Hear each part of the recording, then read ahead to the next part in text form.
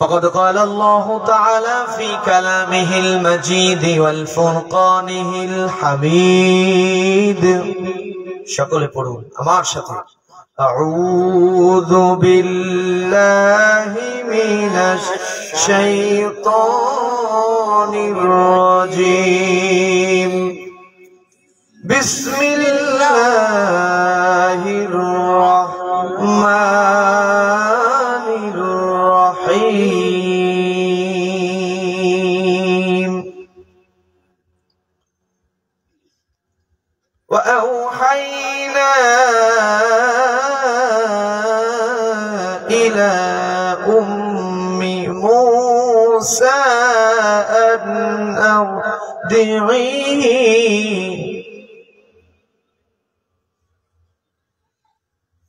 فإذا خفت عليه فألقيه في اليم ولا تخافي ولا تحزني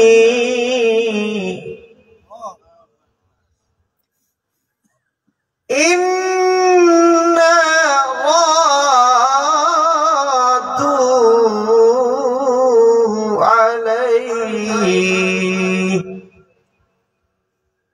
إنا رادوه إليك وجاعلوه من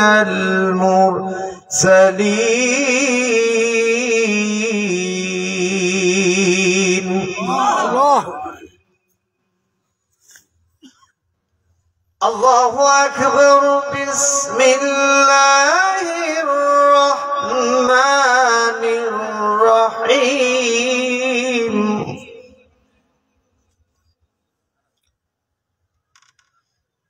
إن الذين قالوا ربنا الله ثم استقاموا تتنزل عليهم الملائكة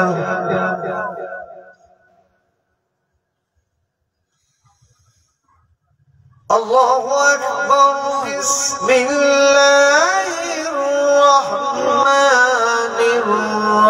الرحيم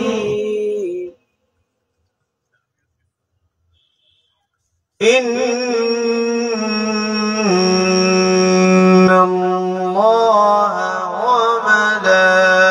وملائكته يصلون على النبي يا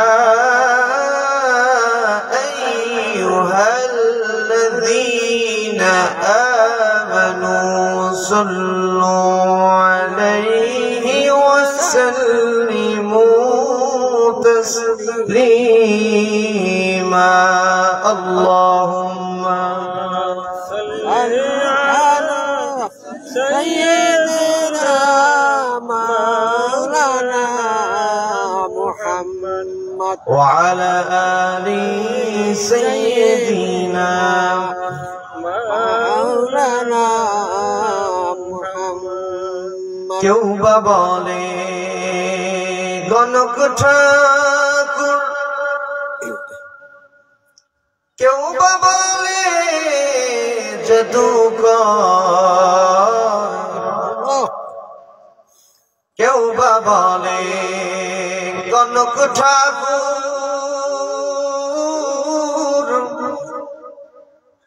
কেউ বা বলে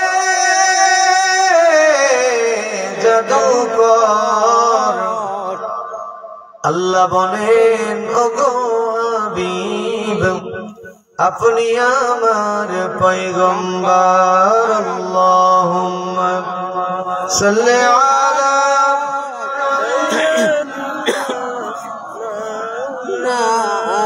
محمد وعلى آل سيدنا شفيعنا محمد بلغ العلا بكماله كشف الدجى بجماله حسنت جميع خصاله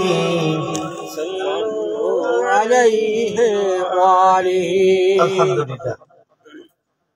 ঐতিহ্যবাহী লক্ষ্মীপুর উত্তরপাড়া হাসনাত মেঝের ডাঙ্গা জামে মসজিদ কমিটি আগামী দিন খালিক তারিক সাইফুল্লাহর উত্তরসূরি যুব সমাজের উদ্যোগে মহাবিশ্বের মহাবিশ্বয় পবিত্র তাফসীরুল কোরআন আল কারীমের আজকের এই প্রোগ্রামের স্বনামধন্য সুযোগ্য সভাপতি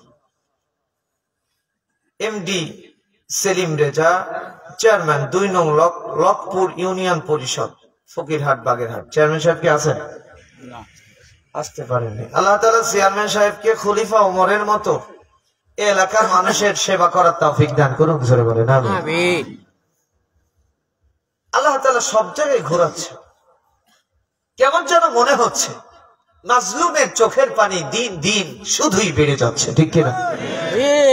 জালিমদের জুলম অত্যাচারে আমিন মানুষগুলো যেন বলছে রব্বানা আখরিজনা মিন হাযিহিল ক্বরিয়া যালিমি আহলুহা, আল্লাহ তুমি আমাদেরকে উঠিয়ে নাও, যালিমি আহলুহা আমাদের যারাই শাসন করে তারাই জুলুম করে, ওয়াজআল লানা মিন লাদুনকা ওয়ালিয়া। এই আয়াত মনে হচ্ছে গোটা পৃথিবীতে এখন মুসলমানদের মুখ থেকে বের হচ্ছে, ওয়াজআল লানা মিন লাদুনকা নাসীরা, তুমি সাহায্যকারী পাঠিয়ে দাও। আল্লাহ কবুল করুন, জোরে বলেন আমিন। এজন্য একটা ওমর প্রয়োজন। আজকে ওমরের মতো যদি চরিত্রবান মানুষ আমরা পেতাম তাহলে মাজলুমের চোখের পানি আল্লাহর জমিনে আর পড়তো না। এজন্য দোয়া করছি আমার প্রিয় এমডি সেলিম রেজা চেয়ারম্যান সাহেবকে আল্লাহ খলিফা ওমরের মতো দায়িত্ববান করে দিন, জোরে বলেন আমিন। বিশ্বাস করুন, আমার চেয়ারম্যান সাহেব যদি খলিফা ওমরের চরিত্রবান হয়, জাতির মতো শ্রেষ্ঠ আনন্দে পৃথিবীর কোন জাতি থাকতে পারে? সোনালী দিনের সেই উমর খালিদ আজ তোমাদের বড় প্রয়োজন, ঠিক কিনা? সোনালী দিনের সেই উমর খালিদ আজ তোমাদের বড় প্রয়োজন, তোমাদের অভাবে ধরণীতে আজ চলছে জালিমের নিপীড়ন, আজ তোমাদের বড় প্রয়োজন, তোমরাই পেরেছিলে খোদার জমিনে দিতে মানুষের নিরাপত্তা, তোমরাই ধরাতে এনেছিলে ফিরিয়ে শ্রেষ্ঠতম মানবতা। সেই মানবতার নাম কি? আর জোরে বলেন কি? আজ তোমাদের অভাবে মাজলুম জনপদ তিলে তিলে সয়ে যায় জ্বালাতন, আজ তোমাদের বড় প্রয়োজন, সোনালী দিনের সেই ওমর খালিদ আজ তোমাদের বড় প্রয়োজন। আজকে যুবক ভাইদের এখানে উপস্থিতি আরো বেশি হওয়ার উচিত ছিল। রাস্তার পাশে যুবক ভাইদের যে অবস্থা দেখলাম, তার মানে বোঝা শেষ যুবক আজকে কোরআনের কাছে আসতে চায় না। এর মানে কোরআন আজকে যুবকের সাথে সাংঘর্ষিক হয়ে গিয়েছে। সন্ত্রাস, নৈরাজ্য, অবৈধ মেলামেশা জাহান্নামের নরক্ষেত্রে নিজের জীবনকে পরিণত করেছে। এজন্য সব বুড়োগুলো আর যারা একটু নামাজ কালাম টুকটাক পড়ে এরা একটু আসলো, কিন্তু সব যুবকের আসতে পারলো না। তার মানে এই এলাকার এই যুব সমাজের ভিতরে আজকে ভেজাল ঢুকেছে, ঠিক কিনা? আর যারা বলেন ঠিক কিনা? আমি বানাই সানাই কথা বলতেছি। হুজুর, ভেজাল যদি না থাকে হুজুরের সামনে কিন্তু সব ছাত্র দেখা করে না। যে ছাত্র সলিড সেই হুজুর ভালো আছে একেবারে হাঁটতে হবে, আর যেটা 2 নাম্বার বিড়ি খায়, গাঁজা খায়, ফেন্সিডিল খায়, ঠোঁট কালা হয়ে গেছে, হুজুরের সামনে আসে না, কারণ জানে যে হুজুর দেখলে বুঝে বলবে তুই এখন সিগারেট খাস, ঠিক কিনা? এজন্য কোরআনের কাছে সব ছাত্র আসতে পারে না। যার ভিতর ইমান টুকটাক আছে তারপরেও আসতে পারবে, কিন্তু যার ভিতর মোটেও ইমান নাই সে কিভাবে বলেন কোরআনের সাথে জীবন গড়বে আর কোরআনের ময়দানে আসবে? জোরে বলেন ঠিক কিনা? আল্লাহ তাআলা এই যুব সমাজকে কবুল করুন। জোরে বলেন আমিন। আরো জোরে বলেন আমিন। আলোচনা করে ধন্য করেছেন হাফেজ মাওলানা আকরাম হোসেন আমিনী সাহেব, ইমাম, লক্ষপুর উত্তরপাড়া হাসনাত নুজহাত মেজেরডাঙ্গা জামে মসজিদ। আল্লাহ তাআলা প্রিয় হাফেজ মাওলানা আবু বকর ভাইকে কবুল করুন। জোরে বলেন আমিন। আলোচনা করে ধন্য করেছেন আমার প্রিয় বড় ভাই, আমরা ফয়লা মাদ্রাসার একসাথে লেখাপড়া করেছে, সে আমার উপরে ছিল, আমার উপরের ক্লাসে, যেহেতু বড় ভাই, হাফেজ মোহাম্মদ গাজী, হাফেজ না, গাজী মোহাম্মদ জয়নুল আবেদিন ভাই। আল্লাহ তাআলা প্রিয় ভাইকে কোরআনের জন্য কবুল করুন। জোরে বলেন আমিন। আলোচনা করে ধন্য করেছেন আমার প্রিয় উস্তাদুল মুকাররম সহকারী অধ্যাপক খুলনা আলিয়া কামিল মাদ্রাসা। আল্লাহ তাআলা হুজুরের হায়াতে তৈয়বা দান করুন। জোরে বলেন আমিন। জনাব হযরত মাওলানা মোহাম্মদ জাফরুল্লাহ সাহেব, আল্লাহ তাআলা হুজুরকে যতদিন বেঁচে থাকেন যেন এইভাবে কোরআনের আমার মতো ছাত্র তৈরি করতে পারে সেই তৌফিক দান করুন। জোরে বলেন আমিন। আরো জোরে বলেন আমিন। এছাড়াও নাম না আসা হাজরাত উলামায়ে কেরাম, শিক্ষাবিদ, যাদের ছাত্র হতে পারলে আমার মতো অধম নিজেকে ধন্য মনে করে, আল্লাহ তাআলা সবার উত্তম জাযা, উত্তম মর্যাদা দান করুন। জোরে বলেন আমিন। আল্লাহ তাআলা এই কোরআন আল কারীমের এই প্রোগ্রামকে কেন্দ্র করে আশেপাশে যত মানুষ আপনার আমার আপনজন দুনিয়া থেকে বিদায় নিয়েছে, আল্লাহ তাআলা যেন সকলের কবর আযাবকে কোরআনের মর্যাদায় মাফ করে দেন। জোরে বলেন আমিন। যারা আসতে পারেনি, বসতে পারেনি, আল্লাহ তাআলা যেন অতি দ্রুত কোরআনের সাথে জীবন গড়ার লক্ষ্যে প্রত্যয় দীপ্ত শপথ করে কোরআনের ময়দানে আসতে পারে সেই তৌফিক দান করুন। জোরে বলেন আমিন। সুতরাং আপনারা যারা আসতে পেরেছেন, আপনারা বেজার নাকি খুশি? খুশি। সবাই কিন্তু কথা বলেননি, বেজার না খুশি? অল্প না বেশি? বেশি। তাহলে বলুন তো আল্লাহু আকবার। আল্লাহু আকবার। এই রে আল্লাহু আকবার, সবাই বলেনি। আল্লাহু আকবার বলতে আজকে মুসলমানদের ভয়, কিন্তু একটাবার মনে পড়ে না ওর যখন জন্ম হলো সেই সময় বলা হয় কি? জোরে বলেন কি? আমি কিন্তু সাংঘর্ষিক বক্তা না, আরো আমার উস্তাদ পাশে বসা, উল্টা পাল্টা বললে কিন্তু আমার কি মাথা থাকবে? কথা বলেন, মাথা থাকবে? এজন্য আসলে আমাদের পরিচয় আমরা ভুলে গিয়েছি।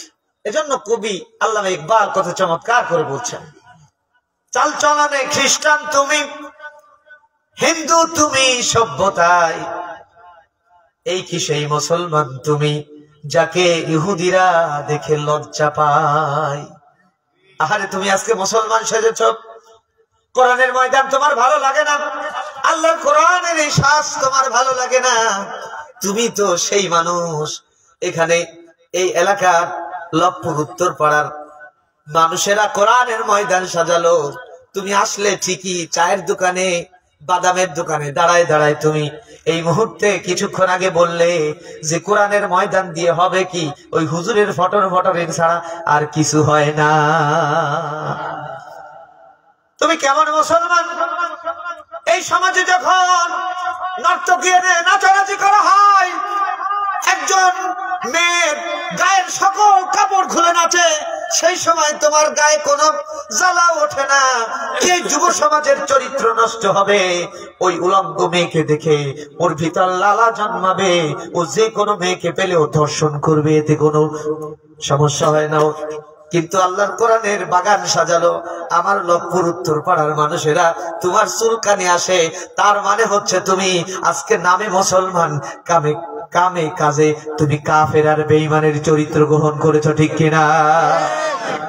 আবার দেখবেন এক শ্রেণী আছে, কোরআনের কাছে আসবে না, বসবে না, আবার বলবে ওই কোন হুজুর যে হুজুর ছিল সে হুজুর আবার ছোট্ট বাচ্চা হুজুর, লেখাপড়া জানে কতটুকু তাও জানি না।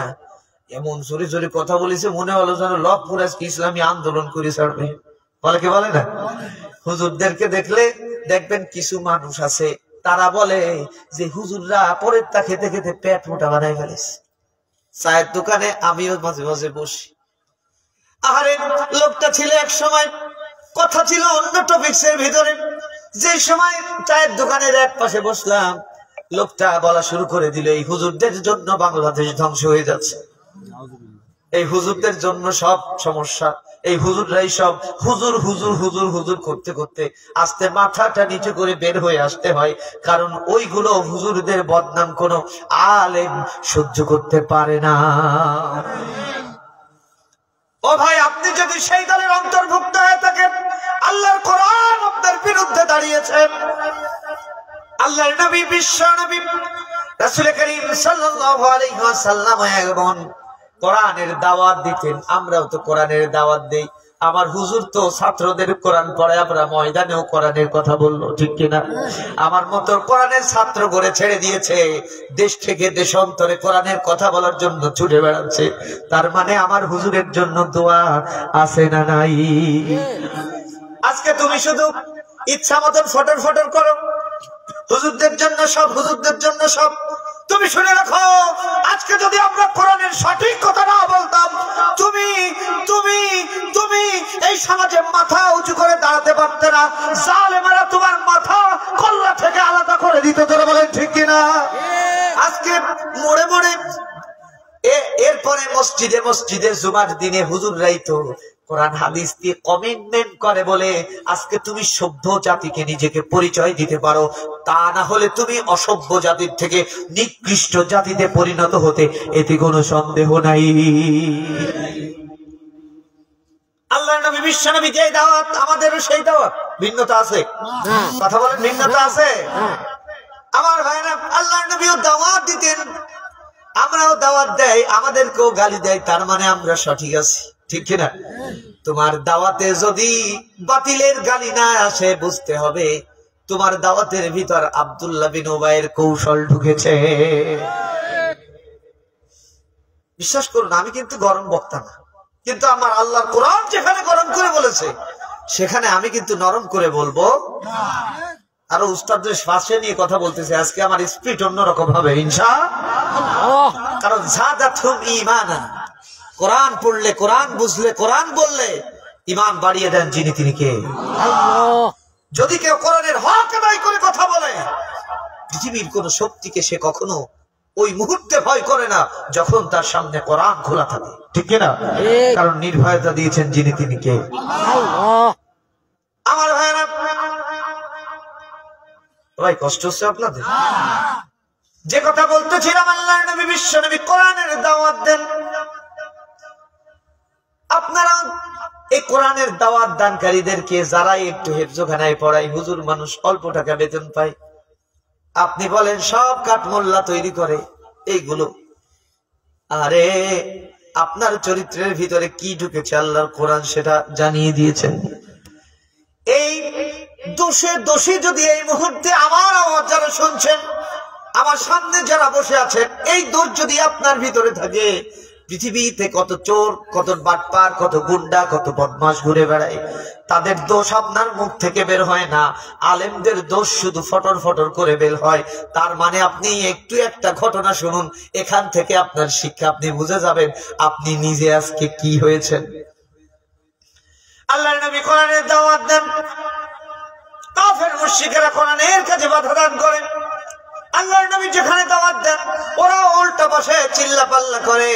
আল্লাহ তাআলা কোরআন আল কারীমের ভিতরে জানিয়ে দিলেন, ওয়াকালাল্লাযীনা কাফারু লা তাসমাউ লিহাদাল কুরআনি ওয়ালগাউ ফীহি লাআল্লাকুম তাগলিবুন।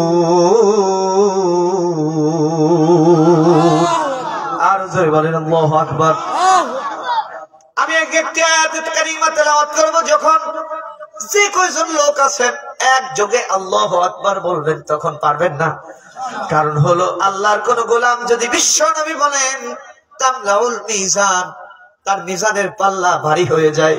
শুধু তাই নয়, আল্লাহর কোন গোলাম যদি একটিবার আল্লাহু আকবারের আওয়াজ দেয়, বাইনাস সামাওয়াতি ওয়াল আরদ, আসমান জমিনের ফাঁকা জায়গাগুলো আল্লাহ ওই বান্দার আমলনামায় ভরপুর করে দেন। জোরে বলি সুবহানাল্লাহ। বিজ্ঞানের এই নিত্য নতুন দিনে সব থেকে নাম করেছেন যে বিজ্ঞান, নাম তার মহাকাশ বিজ্ঞান। আমেরিকার নাসা বৈজ্ঞানিকেরা শুধুমাত্র চন্দ্র পর্যন্ত পৌঁছালো, আর বললো, আরে এই মৌলবীরা আকাশের আর কিছু পেল কই, এত রকেট চালালাম, চালাতে চালাতে তেল সব শেষ করলাম, আকাশের আর কোন স্তর পেলাম না, আমরা কোন জায়গায় স্তর পেয়েছি আপনারা বলুন তো দেখি। বিজ্ঞানের এই নিত্য নতুন দিনে মহাকাশ বিজ্ঞানীরা শুধু চন্দ্র পর্যন্ত পৌঁছাতে পারলাম, কিন্তু আল্লাহর কোন গোলাম যদি একটিবার আল্লাহু আকবার বলে অন্তর থেকে আল্লাহকে ডাক দেয়, চন্দ্র সূর্য ছাড়িয়ে সপ্ত আকাশ মারিয়ে সেই আওয়াজ আমার আল্লাহর আরশে মহল্লায় পৌঁছায় যায়। জোরে বলেন আল্লাহু আকবার, আর জোরে বলেন আল্লাহু আকবার। আমার ভাইরা, কষ্ট হচ্ছে না? রব্বুল আলামিন বলেন, ও নবী, ওরা তোমাকে গালি দেয়, কিয়ামত পর্যন্ত কোরআনের হক আদায় করে যারাই কথা বলবে এদেরকে গালি দিবে, কিন্তু বিরোধিতা করবেন আমাদের পক্ষে যিনি, তিনি কে? আল্লাহ। আর জোরে বলেন কে? আল্লাহ তাআলা বলছেন, ওয়ালা তাখাফি ওয়ালা তাহজানি ওয়া আনতুমুল আ'লাউনা ইন কুনতুম মুমিনিন।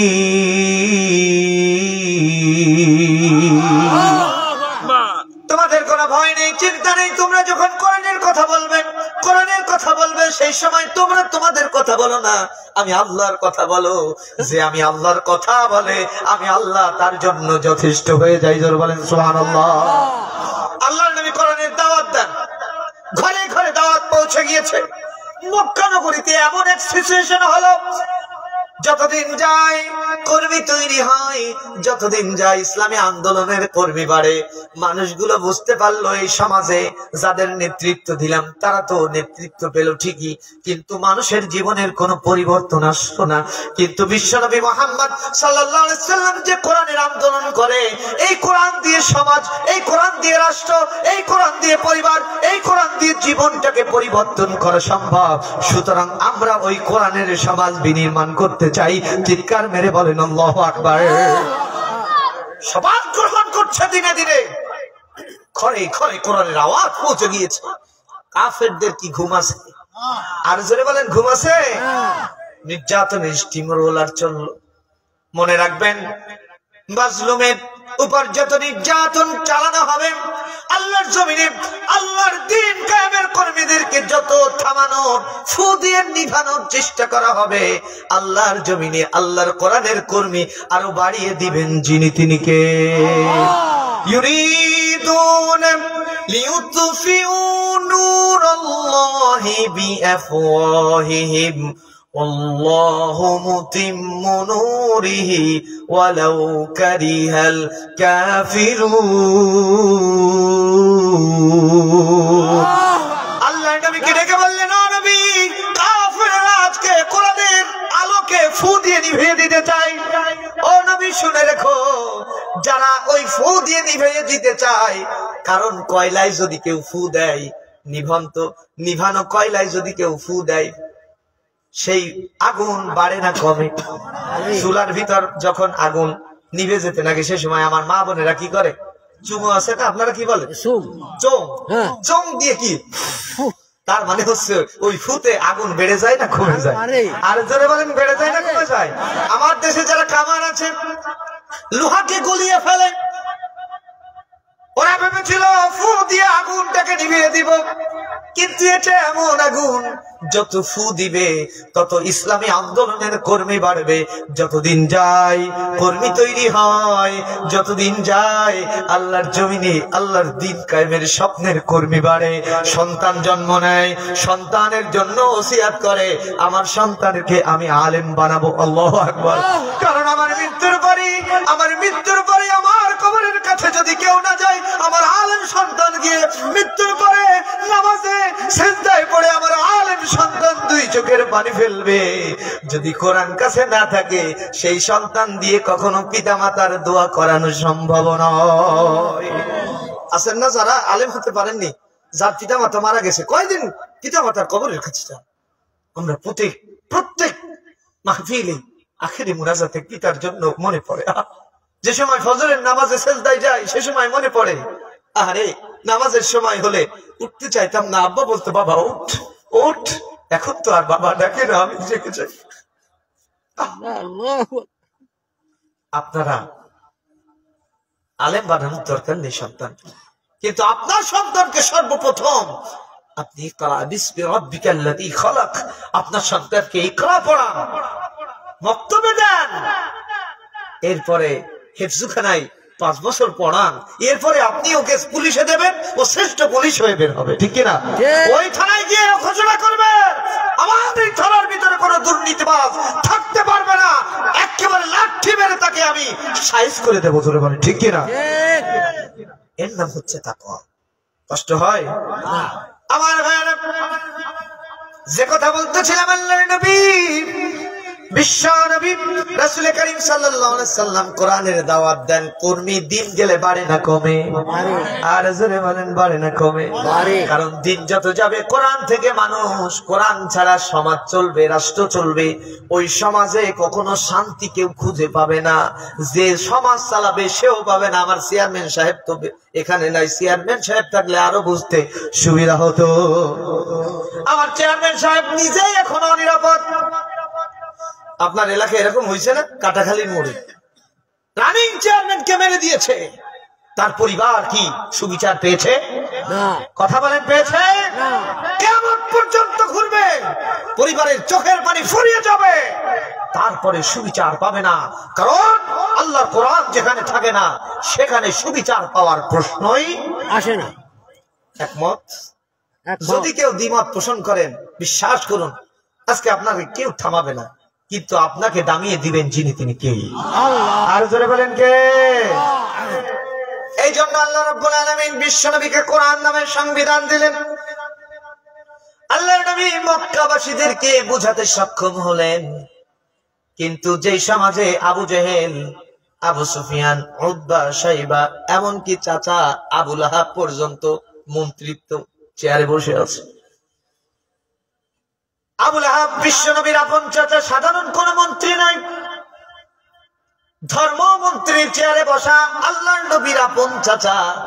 বিশ্বনবী যদি কোরআনের সমাজ চালু করতে চান, চাচা কি বিশ্বনবীকে ছাড়বে নাকি?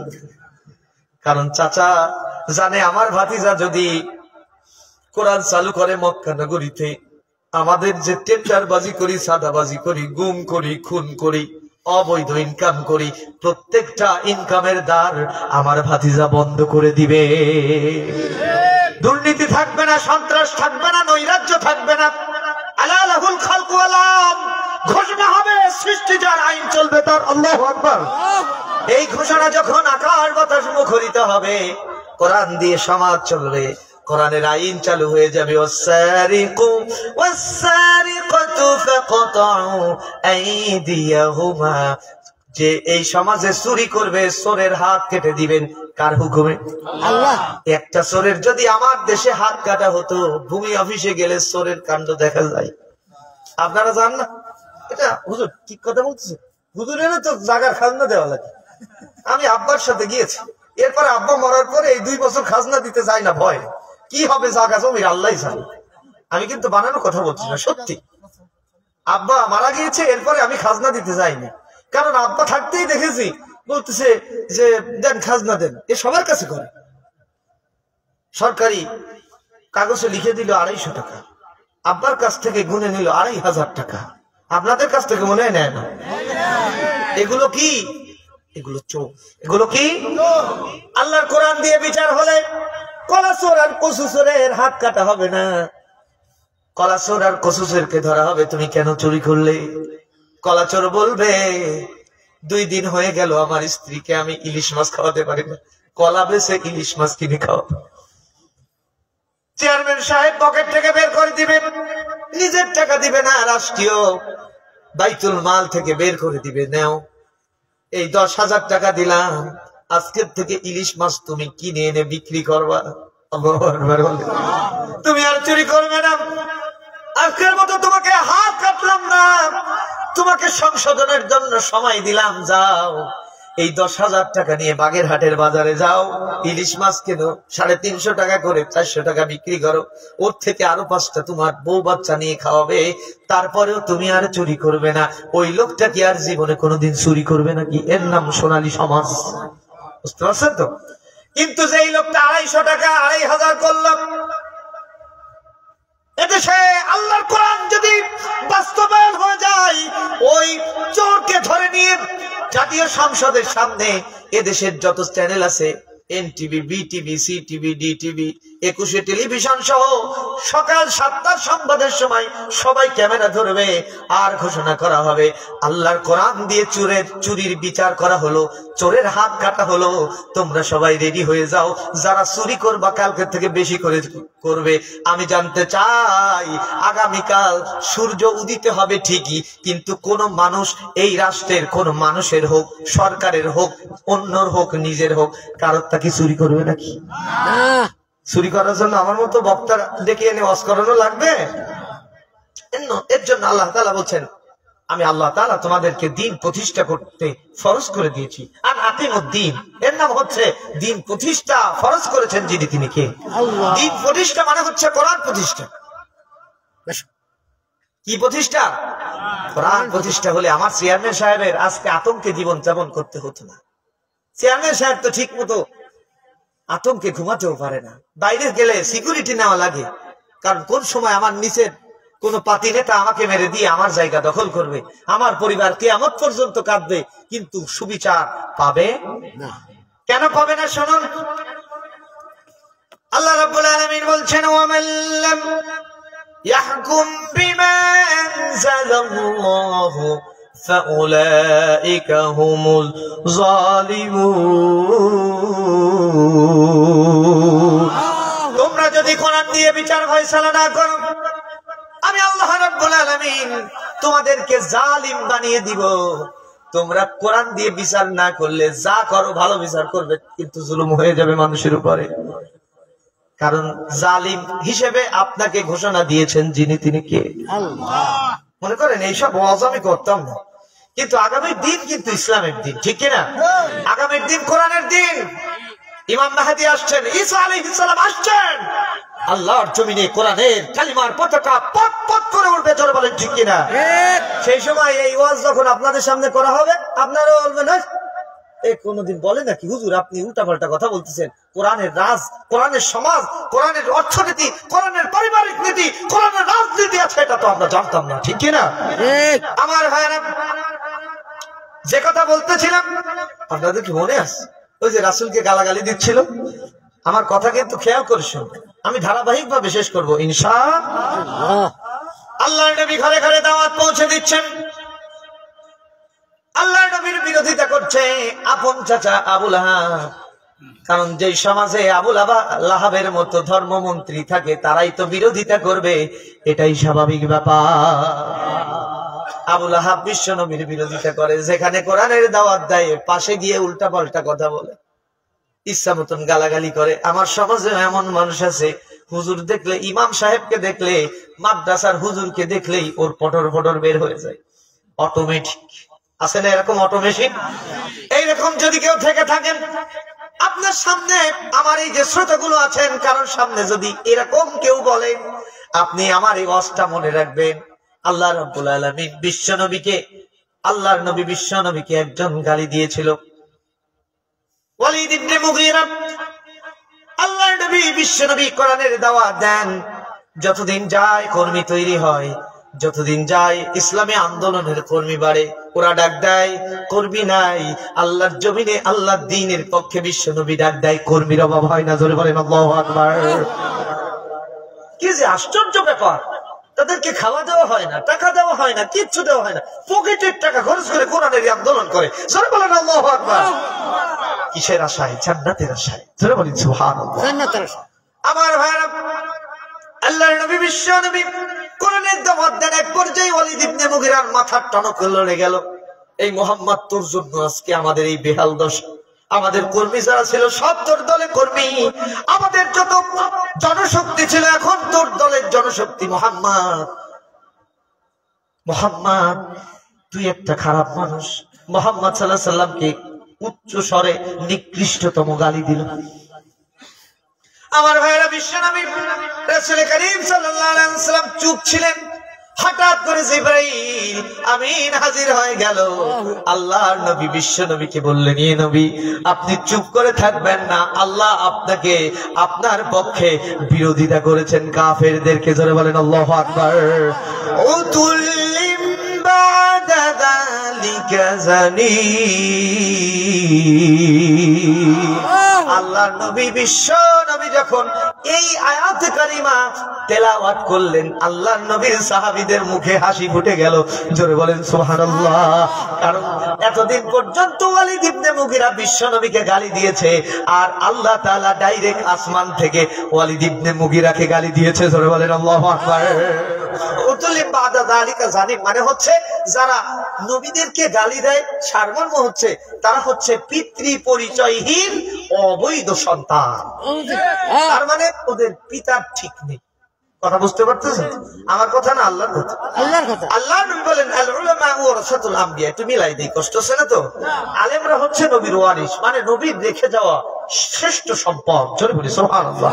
আজকে আপনি আমি সমাজে কিছু মানুষ আছে আল্লাহর নবীর ওয়ারিসদেরকে গালি দেয়, তাদেরকে আপনি বলবেন আমাদের এক ছোট হুজুর আইছিল, এই ছোট হুজুর কোরআন থেকে আলোচনা করতে গিয়ে এই আয়াত পড়েছে উতুল্লিম বাদা যালিকা জানিম। জানিমটুকু মনে রাখবেন, উতুল্লিম যদি না থাকে, বুঝতে পারতেছেন তো? আল্লাহ তোকে বলেছেন তুই তো জালিমের মতো কাজ করতেছিস। জালিম বলে না উতুল্লিম বাদা যালিকা জানিম। এই যে জানিম, জানিম জানিম হচ্ছে পিতৃ পরিচয়হীন অবৈধ সন্তান। আজও চায়ের দোকানে বসে বসে যদি আপনার মুখ থেকে অনবরত আলেমদের বিরুদ্ধে কথা বের হয়, বুঝতে হবে আপনার ভিতরে ভেজাল আছে, ঠিক কিনা? এই দোষে যদি কেউ দোষী হয়ে থাকে, দয়া করে আজকের থেকে সংশোধন হন, তা না হলে আপনার আসল পরিচয় কিন্তু প্রকাশ করে দেবেন যিনি তিনি কে। আর জোরে বলেন কে? আমার ভাইরা যে কথা বলতেছিলাম, ওয়ালিদ ইবনে মুগীরা সমাজের নেতা। সাহাবায়ে কেরাম জিজ্ঞেস করে ওয়ালিদ ইবনে মুগীরা কি খবর? আল্লাহর নবীকে গালি দিয়েছিলে, আল্লাহ ডাইরেক্ট বিরোধিতা করেছে, ওয়ালিদ ইবনে মুগীরা খবর কি? ওয়ালিদ ইবনে মুগীরা খোলা তলোয়ার নিয়ে মায়ের কাছে চলে গেল। মা, ও মা, জলদি করে দরজা খোল। মা বলছে ওয়ালিদ রে, ওয়ালিদ ইবনে মুগীরা তোর কি হলো রে? এত তেজস্ব কণ্ঠে আমি মাকে ডাকিস কেন রে? বলছে একটু বের হও, তারপরে বলি মা সত্য করে বলো তো দেখি আমার পিতা কে? বলছে কেন? তোর পিতা তো ঠিকই, তোর পিতা এই মক্কা লিডার ছিল, এই মক্কা নগরীতে তোর পিতার আঙুলের হেলানিতে মানুষ মরতো আর উঠতো। এরকম বলে কি বলেন? বাবা এখন কি আছে? এখন কিছু নাই। তার মানে হচ্ছে তোর দাদা জালিম ছিল, এই জন্য আজকে তোর দাদা সব অস্তিত্ব বিলীন করে দিয়েছেন যিনি তিনি কে।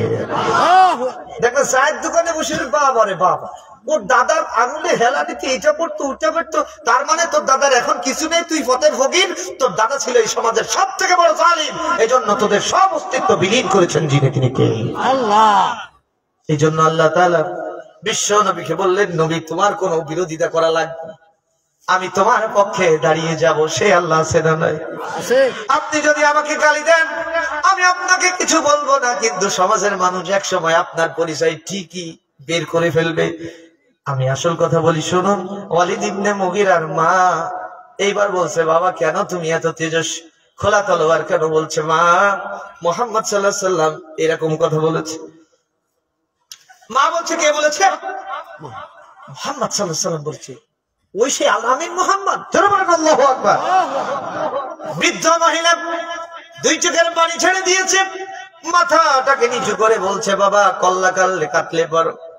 শোনো রে বাবা, আসলে মোহাম্মদ যদি মুখ থেকে বলে থাকে, মোহাম্মদ এই 43টা বছর হয়ে গেল একটা কথা মুখ থেকে তো মিথ্যা বলে নাই। আল্লাহু আকবার। মুহাম্মদ যেটা বলেন সেটাই শরীয়ত হয়ে যায়। সুতরাং শুনে রাখো, মুহাম্মদ মিথ্যা কথা বলে না, কারণ আল্লাহ তাআলা বলছেন ওয়ামা ইয়াতিকু আনিল হাওয়া ইন হুয়া ইল্লা ওয়াহয়ু ইউহা। আমার নবী বিশ্ব নবী মন মস্তিষ্ক প্রসূত কোনো কথা বলেন না, আমার নবী বলেন তাহা আমার আল্লাহ বলতে বলেন যাহা। জোরে বলেন আল্লাহু আকবার। সুতরাং বাবারে, মুহাম্মদ সাল্লাল্লাহু আলাইহি সাল্লাম যদি বলে থাকে তাহলে সত্য বলেছে। শোনো, এবার তার জীবনে শানে নজরুল বলতেছে, কষ্ট পাচ্ছেন না তো? ওয়ালিদ ইবনে মুগীরার মা বলছে, শোনো, তোমার পিতা এই মক্কা নগরীর লিডার ছিল, কিন্তু তোমার পিতা আসলেই একজন পুরুষের যা থাকা দরকার তা ছিল না। বাইরে খুবই ফটর ফটর করত, মানুষদের উপর জুলুম করত, কিন্তু আল্লাহ তার ঘরের ব্যাপারটা একেবারে নিস্তব্ধ করে দিয়েছিলেন। আমি আমার বাড়ির রাখালের সাথে জীবন কাটালাম। এক পর্যায়ে কমিটমেন্ট হলো দুইজনের ভিতরে, তুমি পেটে আসলে তুমি সেই রাখালের ছেলে, তার মানে হচ্ছে তুমি তোমার পিতার পিতৃ পরিচয়হীন অবৈধ সন্তান গো পিতা। ও বাবা, তুমি হচ্ছে সেই অবৈধ সন্তান। ওয়ালিদ ইবনে মুগীরা বলছে, বাপ মা এখন আমি কি করবো? তুমি আমার মেরে ফেলো। কি মনে হয়? মা বলছে আমার মেরে ফেল। ওয়ালিদ ইবনে মুগীরা বলছে, আমার যে মন্ত্রিত্ব আছে এর কি হবে? ও তুই মারবি, মানুষ জানবে যে তুই হচ্ছে অবৈধ সন্তান, এজন্য তুই মারে মেরে ফেলেছিস। কথা বুঝতেন তো? মনে রাখবেন, কষ্ট হচ্ছে।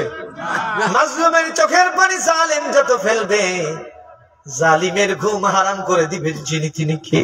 আল্লাহ। আর জোরে বলেন কে? আল্লাহ। সুতরাং মাজলুম হওয়া ভালো, জালিম হওয়া ভালো নয়। পৃথিবীতে কেউ স্থায়ী হয় না, হোক না সে ফেরাউন কিবা নমরুদ, কেউ হবে চিরকাল রয় না। চলে যাই সব চলে যেতে হয়, মৃত্যু মানে না কারো পরিচয়। সব রাজা মহারাজা আর মহাবীর, কাউকে সে অবকাশ দেয় না। পৃথিবীতে কেউ স্থায়ী হয় না, জোরে বলেন ঠিক কিনা? আপনাদের কি কষ্ট? আমার বান্দরবন যাওয়া লাগবে, আমি কি দোয়া করে দেবো? কি উপস্থিতি, আমি আপনাদের সম্মুখে পবিত্র কোরআন আল কারীমের 28 নম্বর সূরা, সূরা আল কসস 7 নম্বর আয়াতে কারীমা তেলাওয়াত করেছি। এই তেলাওয়াতকৃত আয়াতের অন্তর্নিহিত বক্তব্য কিছুটা বোঝানোর চেষ্টা করেছি। আপনাদের কষ্ট হচ্ছে না তো? এমন এক সময় সূরাটি নাযিল হলো, আল্লাহর নবী বিশ্ব নবী এবং তার সাহাবীরা বিশ্ব নবীর কাছে গল্প শুনতে চান। ওই যে ওয়ালিদ ইবনে মুগীরার কথা বললাম, ওয়ালিদ ইবনে মুগীরা বলছে, মা এখন কি করব বাবারে? মন্ত্রিত্ব যদি টিকাতে চাও, যা আছে তাই, তুমিও জানবো অবৈধ, আমিও জানি তুমি অবৈধ, সুতরাং তোমার বাপও জানতো তুমি অবৈধ, কিন্তু কিছু করতো নাই সিয়ারের ভয়ে। আজও দেখবেন আমার সমাজে এমন এমন জালেম আছে, আলেম উলামা দেখলে ইচ্ছা মতন গালাগালি করে, হুজুর আপনাদের চলে গেছে সরেন। আহ, কত বড় জালেম তুই! ইমাম সাহেবকে বলে, ইমাম সাহেব জুমার দিনে দেখতেই নামাজ পড়াবো, 5 মিনিট বেশ কথা বলো কেন? রে বিয়াদব। কিন্তু ওরে যদি বলা হয় তুই কয়টা সূরা পারিস, বলে আমি কুলুস সূরা পারি। হয় সূরা কুলুস সূরা 12 মিয়া। এজন্য ইমাম সাহেব 5 মিনিট কোরআন আলোচনা করতে গেলে 5 মিনিট এদিক ওদিক হয় না ভাই? ওই যে রুমাল পরা ভাই আলেম মানুষ এখানে বসেন কেন? উপরে আসে। আপনাদের কি কষ্ট হচ্ছে? আল্লাহ তাআলা সকলের মর্যাদা বাড়িয়ে দিন, জোরে বলেন আমিন। আর জোরে বলেন আমিন। তাহলে কি বলে? কুলুস সূরা পারি। কুলুস সূরা পারো তাই তুমি ইমাম সাহেবকে বলো, তোমার তো সামনে সময় আসতেছে, ওই শালার পোশালা যখন মারা যাবে, আমার ইমাম সাহেব কই আছেন? ইমাম সাহেব যে লোকটা ধমক খাইছে, এই সমাজে যদি কেউ থাকেন ইমাম সাহেবের সাথে জোর গলায় কথা বলেন, হুজুর আমার পাশে আছে, কেউ যদি ইমাম সাহেবের উপর জোর গলায় কথা বলে বিয়াদবি স্বরে, আমি আমার হুজুরের সামনে জোর গলায় কথা বলছি না, এটা কোরআনের কথা, কোরআনের সাথেই বলছি, ঠিক কিনা? কিন্তু হুজুরের সাথে যে সময় কথা বলবো, হুজুর থেকেও যদি আমি বেশি স্পিরিট নিয়ে কথা বলি, বিয়াদবিপূর্ণ কথা বলি, আমার সকল আমল বরবাদ করে দিবেন যিনি তিনি কে? আল্লাহ। কোন মুসল্লি যদি ইমামের উপর জোর গলায় কথা বলে বিয়াদবি স্বরে, ওর সকল আমল কেটে দেন যিনি তিনি কে? আল্লাহ। কারণ আল উলামা ওয়ারাসাতুল আম্বিয়া। আমার ভাইরা, যে কথা বলতেছিলাম কুলুস সূরা পারে আছে না? কুলুস সূরা যদি মারা যায়, ইমাম সাহেবই তো তার জানাজা পড়ায়। আল্লাহু আকবার, সুবহানাকা আল্লাহুম্মা, হারে আল্লাহুম্মা বলতে পারে না, ওই স্মৃতি মনে পড়ে যায়। জুমার দিনে সূরা ইউসুফের কথা বলতেছিলাম, জুলাইখার কাছে কাছে যাব, এমন সময় এই জালেম আমারে দাবড়ি দিল, ঠিক কিনা? আল্লাহু আকবার। আল্লাহুম্মা সাল্লি আলা মুহাম্মদ ওয়া আলা আলি মুহাম্মদ। সানার ভিতর মনে পড়ে গেল, আরে আমাকে বাড়িতে ডেকে নিয়ে একদিন ধমকাইছিল যে আমি যে সুদের ব্যবসা করি, হুজুর তুমি জানলে কিভাবে? চাকরি নট করে দেবো, আজ জীবনে যেন সুদের কাজ করতে না শুনি। আল্লাহু আকবার। আল্লাহুম্মা গফির লি হাইয়িনা ওয়া মাইয়িতিনা। আল্লাহ যারা জীবিত আছে মাফ করে দাও, যারা মরে গেছে মাফ করে দাও। ওয়া শাহিদিনা। জুমার দিনে আমি একটু কথা বলেছিলাম, আলেমের জন্য দোয়া করেছিলাম। এই জালেম আমাকে বলেছিল তোমাকে তো আমরা বেতন দিয়ে দিই, যার জন্য দোয়া করবা, একজন কোরআনের খাদেমের জন্য দোয়া করতে হলেও আমাদের পারমিশন নেওয়া লাগবে। আল্লাহু আকবার। ফি নারি জাহান্নাম খালিদিনা ফিহা। কষ্ট হলো নাকি? চিত্রটা এমন না হুজুর, যে যার সাথে খারাপ বিয়াদবি করবে জানাজার হ্যান্ডেলে তারে, ওই যে এক নাস্তিক মারা গেল, আপনাদের কষ্ট হচ্ছে না? কোরআন মানি না, ইসলাম মানি না, ইসলাম দিয়ে কি হবে? এই সমাজে ছোট্ট ছোট্ট বাচ্চাদের মাদ্রাসায় পড়ে জঙ্গিবাদের দিকে উস্কিয়ে দেওয়া হয়। রাত 10টার পরে হারে এই নাস্তিক টকশোতে এসে এইরকম কথা বলতো। নাস্তিক মারা গেল, সব জানা যায় কিন্তু ইমামরা উপস্থিত হয় না, কিছু মৌজলা মানুষ উপস্থিত হলো, কিন্তু দেখা গেল ইমাম বলতে কারে বানাবে একটারেও খুঁজে পাওয়া যায় না। সরকারি ইমাম সাহেব বেড়া তুমি কমবে বলছে, মুই তো বড়ি হাইলা মানুষ, বলছে মুই তো বাড়িতে আইছি। কেন বাড়িতে আইছো? বলে যে আমার মোর মা অসুস্থ, এই জন্য আইছি। বুঝতে পারতেছেন তো? মা অসুস্থ না, তারপরেও সুস্থ মারে অসুস্থ বাড়াবে, কিন্তু ওই জালেম ওই শয়তান ইসলামের দুশমনের জানাজাও পড়াবে না। বলছে কি করে জানাজা পড়াবো? কই বেড়া ওই যে মুয়াজ্জিন তো আসলে করে দিয়ে পড়াবো, আলেমও না। মুয়াজ্জিন বেড়া মুয়াজ্জিন, তারপরে তোর ভিতরে ইমান আছে, নাস্তিককেও ঘৃণা করে। মুয়াজ্জিন ভাবতেছে আমি যদি জানাজার সামনে থাকি, জানাজা তো আমার পড়ানো লাগবে, পড়াই আর না পড়াই, তাহলে কি করা যায়? বাথরুমে যাই। বাথরুমে গিয়ে দরজা আটকাইছে, কিন্তু এলাকার মানুষ কাউরে না চিনলে মুয়াজ্জিনকে তো চিনলে। এলাকার মানুষ বলল মুয়াজ্জিনকে দেখলাম বাথরুমে যেতে, আর বের হয় না, 1.5 ঘন্টা হয়ে গেল। পুলিশ ভাইয়েরা ভাবতেছে যদি আমার জানাজা না পড়াই দিয়ে চাকরিতে ঝামেলা হবে। পুলিশ ভাই গিয়ে বাথরুমের দরজা, কষ্ট হচ্ছে না? মুয়াজ্জিন বেটা আপনি যদি বাথরুমে যান, কাজ থাকুক আর না থাকুক, কাজ না থাকলেও তো কাজ সারতে হয়, ঠিক না? এই বাথরুমে গিয়ে মুয়াজ্জিন কাজ কাম যা ছিল সব সারলো ঠিকই, কিন্তু পুলিশ এসে যখন বললো আমি প্রশাসনের লোক, এমনি তো মুয়াজ্জিন 1500 টাকা, 2000, 3000, 5000 সর্বোচ্চ বেতন পায়, সরকারি না হয় 8000 টাকা পাক। ও আস্তে করে দরজা খুলে দিয়ে বলতেছে ভাই ওই নাস্তিকে জানাজা আমারে পড়াতে হবে। বলতেছে ভাই দেখ তুইও যে বিপদে আমরাও সেই বিপদে, সব নাস্তিকের জানাজা পড়ানোর জন্য বাথরুম থেকে নিয়ে গেল মুয়াজ্জিনকে। মুয়াজ্জিনকে নিয়ে যাওয়ার পরে মুয়াজ্জিন বেটা ওযু করলো না। আল্লাহু আকবার। বলতেছে আল্লাহ আমি চাইনি, জোর করে এই পুলিশ পড়াইছে, যদি কোনো বিপদে পড়ি আল্লাহ তুমি পুলিশকে আগে দিও। সুতরাং আপনি আজকে দুনিয়ার প্যান্ডেলে আলেমদেরকে নির্যাতন করবেন, আপনাকে জানাজার প্যান্ডেলে ঠিকই জাহান্নামে পৌঁছে দিবেন। জোরে বলেন ঠিক কিনা? এজন্য জালিম হওয়া ভালো না, মাজলুম হওয়া ভালো। কারণ ওয়াকানা হাক্কান আলাইনা নাসরুল মুমিনিন, মুমিনদেরকে সাহায্য করেন যিনি, তিনি কে? আল্লাহ। আর জোরে বলেন কে? আমার ভাইরা এই হচ্ছে সূরা আল কসাসের সারমর্ম। আয়াতে কারিমা এমন সময় নাযিল হলো, আমি যে আয়াত আপনাদের সম্মুখে তেলাওয়াত করেছি, وأوحينا إلى أم موسى أن أرضعه فإذا خفت عليه فألقيه في اليم ولا تخافي ولا تحزني إنا رادوه إليك وجاعلوه من المرسلين।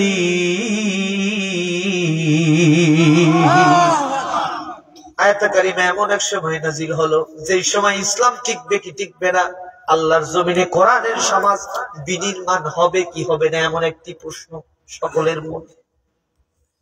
ঘরে ঘরে জালিম, মনে মনে জালিম, বিচার দিবসে জালিম, সমাজ চালায় জালিম মক্কা নগরীতে। আরে এমন এক সিচুয়েশনে আল্লাহ তাআলা ডেকে বললেন, ও নবী, চিন্তা করার দরকার নাই। ওয়াওহাইনা, শুনে রাখো, যখন আমার মূসা আলাইহিস সালামকে, মূসা কালিমুল্লাহ, আল্লাহর সাথে ডাইরেক্ট কথা বলেছেন একজন নবী তুর পাহাড়ে, তিনি হচ্ছেন মূসা কালিমুল্লাহ। জোরে বলেন সুবহানাল্লাহ। এত অধিক কথা বলেছেন, আমার নবীও কথা বলেছেন, কিন্তু অধিক ডাইরেক্ট আল্লাহর সাথে বেশি কথা বলেছেন হযরতে মূসা আলাইহিস সালাম। জোরে বলেন সুবহানাল্লাহ।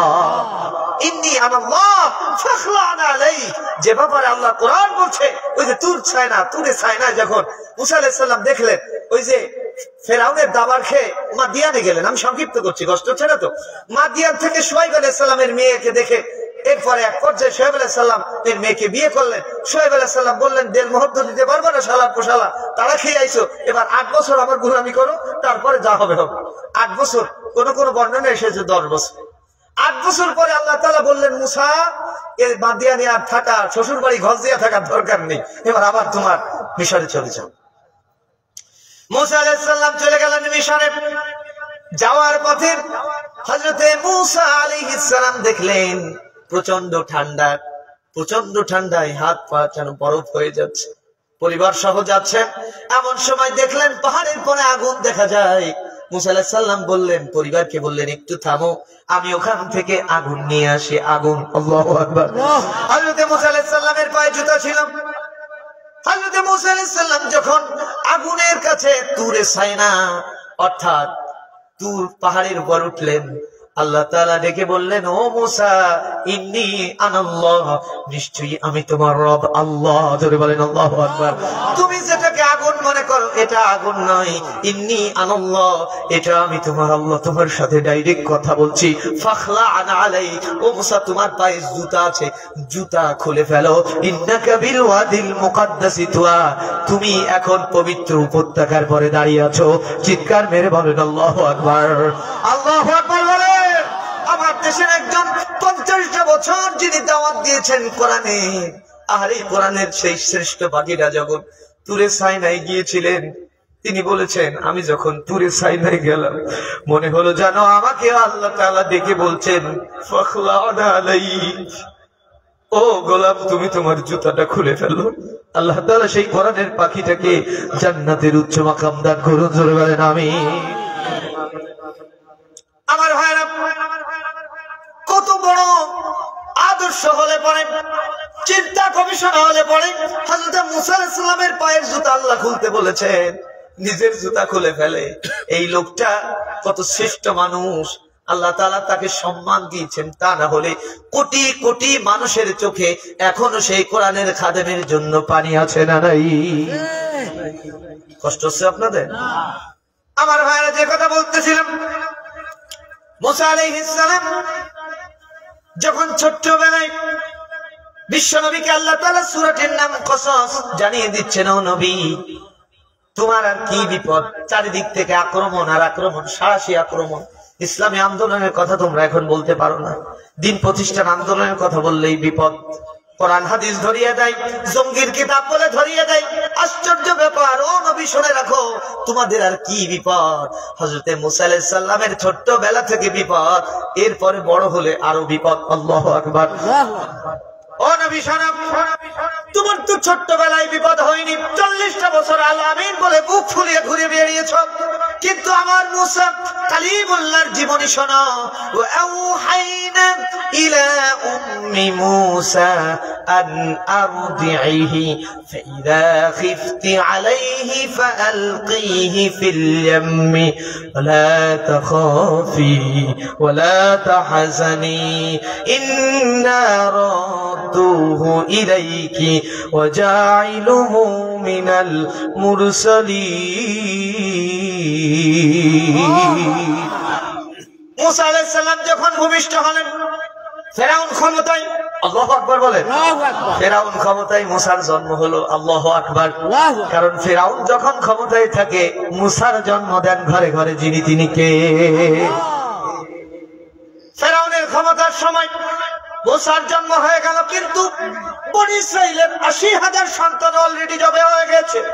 সেখানেই বনি ইসরাইলের সন্তান জন্ম নাই, সেখানেই জবাই। আল্লাহর জমিনে আল্লাহর দ্বীন কায়েমের কর্মী যাতে বাড়তে না পারে। আমি জানতে চাই আগামী দিন যদি কোরআনের ডাক আসে, আজও পৃথিবীর বুকে কোটি কোটি আল্লাহর জমিনে আল্লাহর দ্বীনের প্রত্যয় দীপ্ত শপথকারী কর্মী আছে না নাই? আর যারা বলেন আছে না নাই? কর্মী তৈরি করেন যিনি তিনি কে? আল্লাহ। আর জোরে বলেন কে? আল্লাহ। আর যারা কোরআনের কর্মী হতে পারে না এরা কি? শয়তানের কর্মী, ঠিক কিনা? আর জোরে বলেন ঠিক কিনা? হক আর বাতিল কখনো এক হতে পারে না। ওয়ালা তালবিসুল হাক্কা বিল বাতিল, আল্লাহ বলছেন তোমরা হককে বাতিলের সাথে সংমিশ্রণ করো না। ওয়া তাকতুমুল হাক্কা, সবাই জানতে কোনটা হক আর কোনটা বাতিল। জোরে বলেন ঠিক কিনা? আমার ভাইরা যে কথা বলতেছিলাম, বিশ্বনবীকে গল্প শোনাচ্ছেন আল্লাহ তাআলা। ও নবী শোনান, মুসা আলাইহিস সালামের যাতে জন্ম না হতে পারে ফেরাউন চারিদিক থেকে ১৪৪ ধারা জারি করলো। আমি আল্লাহ তাআলা মুসার মাকে বলে দিলাম, ওয়া আওহাইনা ইলা উম্মি মুসা আন আরদিহি, ও মুসার মা তুমি তোমার মুসাকে দুগ্ধ পান করাও। জোরে বলেন আল্লাহু আকবার। ফাইযা খিফতি আলাইহি, তাকে নিয়ে আশঙ্কা করবে যখন দেখবে তাকে আর বাঁচাতে পারছে না, ফাআলকিহি ফিল ইয়ামি, তাকে তুমি দরিয়ায় ছেড়ে দিবে। আল্লাহু আকবার। আল্লাহ বলছেন দরিয়ায় ছেড়ে দিতে। আমি জানতে চাই দরিয়া কি কাউকে ভাসিয়ে রাখে না ডুবিয়ে দেয়? ডুবিয়ে দেয়। আল্লাহ তাআলা বলছেন ফাআলকিহি ফিল ইয়ামি, ছেড়ে দাও, ভাসিয়ে দাও দরিয়া। ওয়ালা তাখাফি ওয়ালা তাহজানি, ভয় করো না, চিন্তা করো না। কথা কার? আল্লাহ। ও মুসলমান শোনো, ভয় করো না, চিন্তা করো না, তোমার ভয় থাকবে না, চিন্তা থাকবে না। ফাআলকিহি ফিল ইয়ামি ওয়ালা তাখাফি ওয়ালা তাহজানি, ভয় করো না, চিন্তা করো না। ইন্না রাদ্দুহু ইলাইক, আমি তোমাকে কথা দিচ্ছি তোমার মুসাকে তোমার কোলে আমি যেভাবে হোক ফিরিয়ে দেব। এই কোরআনের মালিক কে? আল্লাহ। এই কোরআনের রাজের মালিক কে? আল্লাহ। কোরআনের সমাজের মালিক কে? আল্লাহ। সুতরাং কোরআনের সমাজ, কোরআনের রাজ আল্লাহ তাআলা তার জমিনে প্রতিষ্ঠিত করবেন, এটা আল্লাহর ওয়াদা। এটা নিয়ে আমাদের কোনো সংকোচ নাই। বলবো যতদিন কোরআনের পক্ষে থাকবো ততদিন। জোরে বলেন ঠিক কিনা? এই শপথ যদি করতে পারেন তাহলে আপনি। আর যদি ভাবেন যে কোরআন যেখানে আমার সাথে বিরোধী হয়ে যায় আমি কোরআনের পক্ষ নই, সুবিধাবাদ জিন্দাবাদ, জান বাঁচানো ফরজ, এরকম বলে কি বলে না?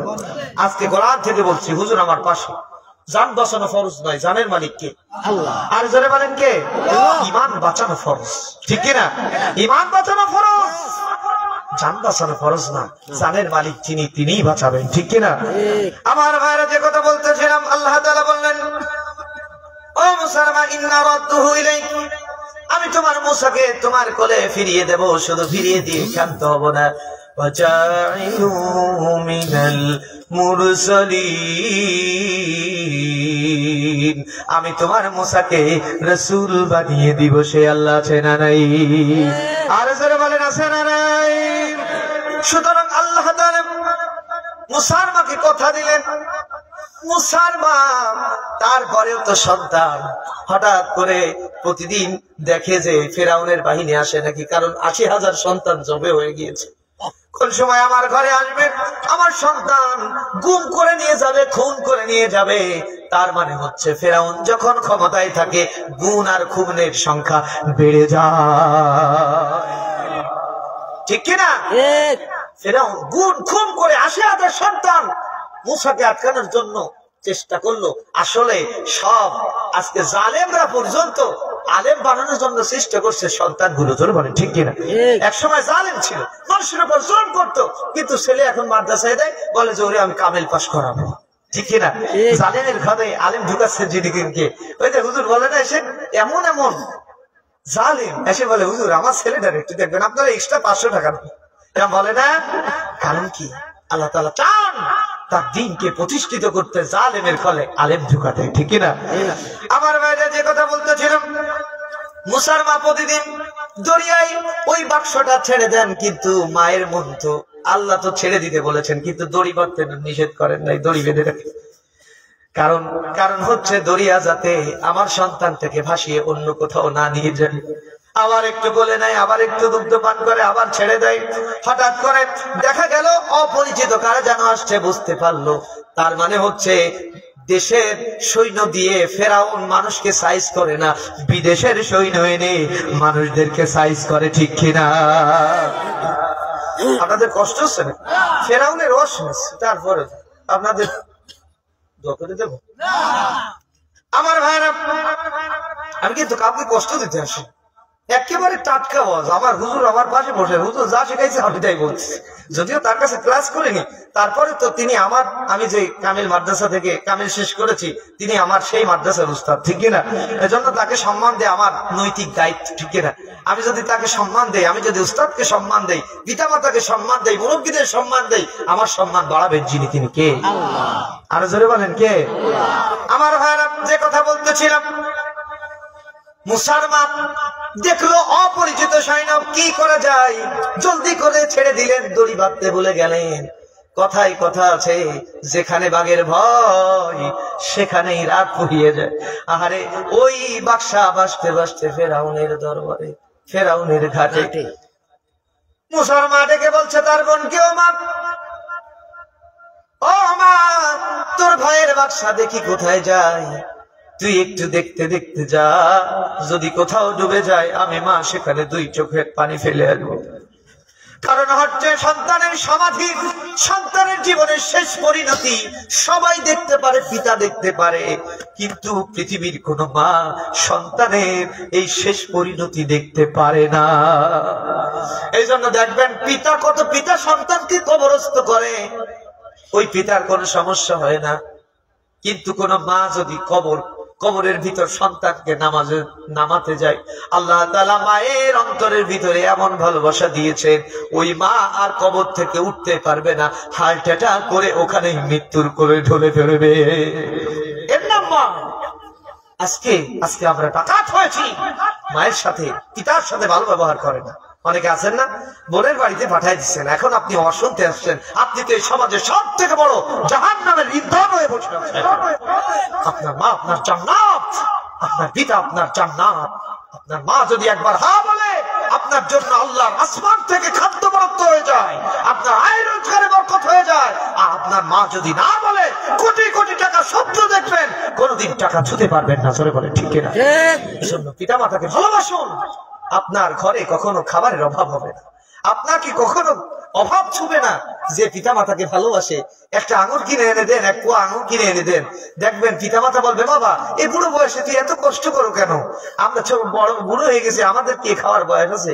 মা বাবা দেখবেন 2 চোখের পানি ফেলে, এই 2 ফোঁটা পানি আপনার জন্য যে কত কল্যাণ, আপনার নিশ্চিন্ত জীবন দিবেন যিনি, তিনি কে? এজন্য আমাদের এই তাফসীর মাহফিল সফল। আজকের থেকে আমরা এরাদা করবো, আমার পিতা মাতাকে সর্বোচ্চ স্থানে আমরা রাখবো। আল্লাহ কবুল করুন। জোরে বলেন আমিন। আর জোরে বলেন আমিন। আপনাদের কষ্ট হচ্ছে? আমার ভাইরা, যে কথা বলতেছিলাম, মুসার বোন গেল, গিয়ে মাকে খবর দিল, ও মা, তুমি যার ভয়ে ভাইয়াকে দরিয়ায় ছাড়লে, ভাইয়ার সেই বাদশা এখন, এই হুজুরকে খাবার দেন, অনেক রাত কমিটির ভাইরা কেউ লাস্টে খাবার দেন। না না হুজুর, আমি 1 খাবার দিছি। না না, এত রাত পর্যন্ত হুজুরকে না খায় বসায় রাখা ঠিক হচ্ছে। আচ্ছা, আপনাদের কষ্ট হচ্ছে নাকি? আমার ভাইরা, যে কথা বলতেছিলাম, যেখানে বাঘের ভাই সেখানে রাত হয়। বোন গিয়ে বলছে, মা কি দেখাতে বললে রে, আমার মনে সয় না। দেখলাম ভাইয়ের বাক্স ফিরাউনের ঘাটে, সৈন্যরাও চলে এসেছে, মা এইবার বুঝি ভাইয়াকে ওরা সবাই দিবে। মায়ের মন মা হাউমাউ করে কাঁদছে, কিন্তু মনে আশা আছে। ও মুসলমান, ইন্না রাদুহু ইলাইক, ও মুসলমান, তোমাকে কথা দিয়েছি আমি তোমার কোলে তোমার মুসাকে ফিরাবো। মুসলমান একবার সন্তানের কথা চিন্তা করে, আর একবার আল্লাহর কথা চিন্তা করে, আল্লাহ তো ফিরিয়ে দিবেন। মেয়েকে বলছে বাঁচাও, আল্লাহ আমাকে কথা দিয়েছেন, কথা বরখেলাপ করেন না, আমার রব তিনি করতে পারেন সব। যাও, কি হয় আমাকে একটু আবার দেখে। সৈন্যরা দরিয়ার কিনারায় গিয়ে কেউ বাক্সা বলে না, কি জানি কি, কারণ ফেরাউন আছে ভয়ে, কোন গোলা বারুদ এসে ফেরাউনের কলিজায় লাগে, এই জন্য ফেরাউন বড় ভয়ে আছে। কোন জায়গায় জানো আমার রাষ্ট্র দখল হয়ে যায়, সব শেষ হয়ে যায়, আমার সিয়ার শেষ হয়ে যায়। সুতরাং ফেরাউন এবং তার নির্লজ্জ বাহিনী বাক্স খোলে না, কারণ কি না কি বের হয়, বের হয়ে যেন গুলি না মারে। সেটা মনের অন্তরে ভয় ঢুকিয়াচ্ছেন কি যিনি, তিনি কে? আর যারা বলেন কে? এত ভয় কেন? আল্লাহ তাআলা বলছেন ওয়ালা তাখাফি ওয়ালা তাহজানি, ভয় থাকবে না, চিন্তা থাকবে না, যদি তুমি মুমিন হতে পারো। তার মানে হচ্ছে তারা ভয় নিয়ে চলে, এরা মুমিন নয়, এরা হচ্ছে টাটকা কাফের। ধরে বলেন ঠিক কিনা? আল্লাহর নবীর সাহাবী, অর্ধ পৃথিবীর প্রেসিডেন্ট চলেছেন, হযরত উমর। বিদেশি বণিকেরা এসেছে, আপনাদের কষ্ট হচ্ছে? বিদেশি বণিকেরা আসলো, আল্লাহর নবীর একজন সাহাবী যে এক সময় কাফের ছিল, এরপরে আবু বকর ক্ষমতায় আসলো, উমর আসলো, দ্বিতীয় খলিফা হযরত উমর যখন আসলেন, আস্তে আস্তে অর্ধ পৃথিবীর প্রেসিডেন্টের চেয়ারে বসে গেলেন। জোরে বলেন আল্লাহু আকবার। বিদেশি বণিকেরা আসলো, রোম সম্রাট তাদেরকে পাঠিয়ে দিল, যাও যাও মুসলমানেরা কি প্রক্রিয়ায় এই সমাজ চলে একটু দেখে আসো, তাদের যে কৌশল আছে কৌশল শিখিয়ে আসো। তারা আসলো, আসার পরে বলছে অর্ধ পৃথিবীর প্রেসিডেন্ট কোথায় আছে একটু বলো তো দেখি। একজন বলছে আমাদের প্রেসিডেন্টের একটা উট হারাই গেছে। আল্লাহু আকবার বলেন। আমাদের প্রেসিডেন্টের উট হারাই গিয়েছে, এজন্য সে নিজেই উট তালাশ করতে গিয়েছে। হযরত ওমর, বিদেশি বণিকেরা তো চেনে না, একজন নাগরিককে বলছে ভাই আমাদের সাথে যাবো, আমাদের সাথে আসবা, একটু চিনাই দিও।